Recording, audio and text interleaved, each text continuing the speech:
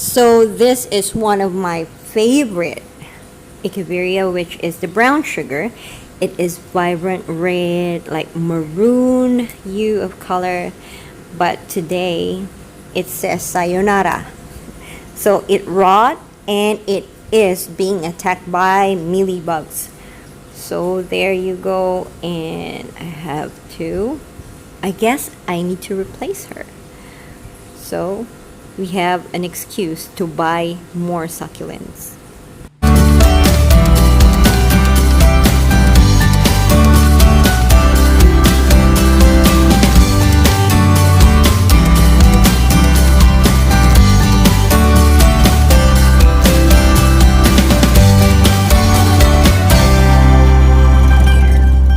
This is an Echeveria brown sugar, and she used to be so damn pretty. Exaggerated, but yeah, it's true. She has this hue of maroon, and she turned purple when you sun stressed her. But today, she died because she's being attacked by mealybug and it rot. So now I have an excuse to buy a new succulent. So now I inspected the same pot that she's from, and the rest of the gang are doing fine. They don't have mealybugs or some other pests like disgusting crawling thingy, so they're doing fine.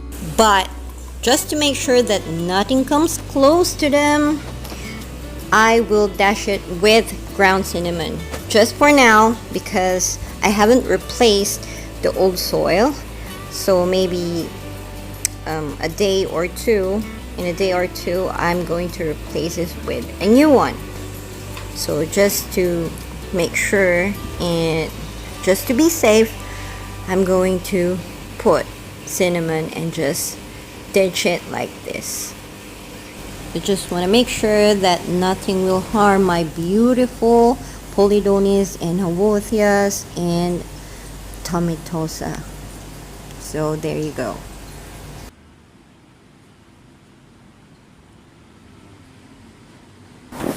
So one of the most asked question by the beginners is, can we grow or propagate succulents in pure garden soil?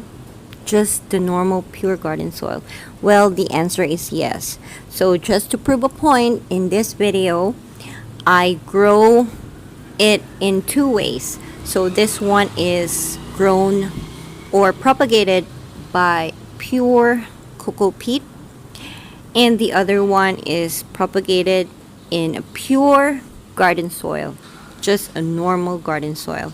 And I did not put anything else on this one, but you can see it's thriving, and I noticed that it rapidly grow, like seriously.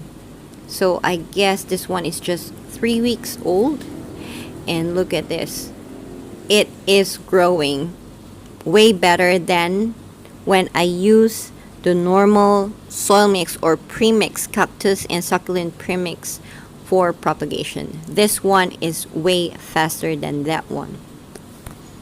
So I hope I answered your question, that can we propagate it on a normal soil? Then the answer is yes, obviously. On the other hand, when it gone bigger, then you can finally transfer it into a normal succulent and cactus soil mix. Or better yet, you can DIY your own soil mix. But then again, it will always sums up in your location.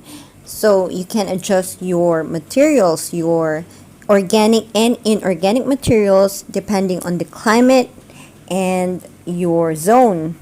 So that's the fun of doing your DIY soil mix. You can save more and you can adjust according to your likings and of course your succulents requirements. Now it's very glary and sunny today. Sunny and glary, and I'm going to take off the babies out of this Victor cane. Okay, so I don't know what's going on with my camera, but it's not focusing well. But I hope you guys still see this. In that way, the mommy will regain her strength and nutrition. And I'm going to fertilize this one.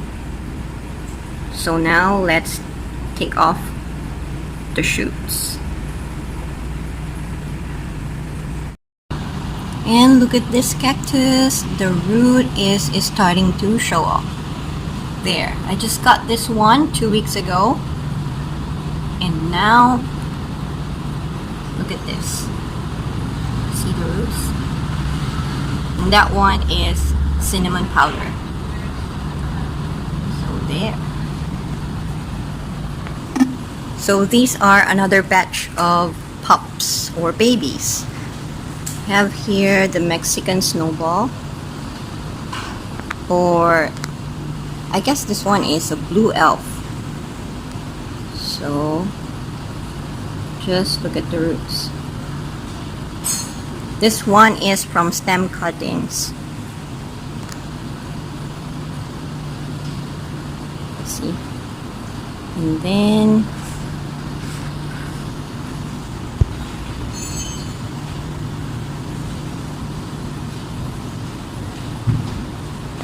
then another one.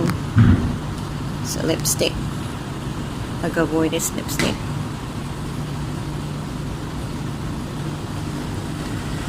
And then one of my favorites,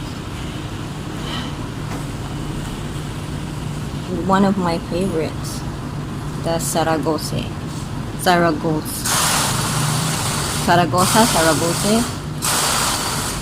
That's the roots. Again, this one is a pop. And this one is ruby red or red ruby. Another offset.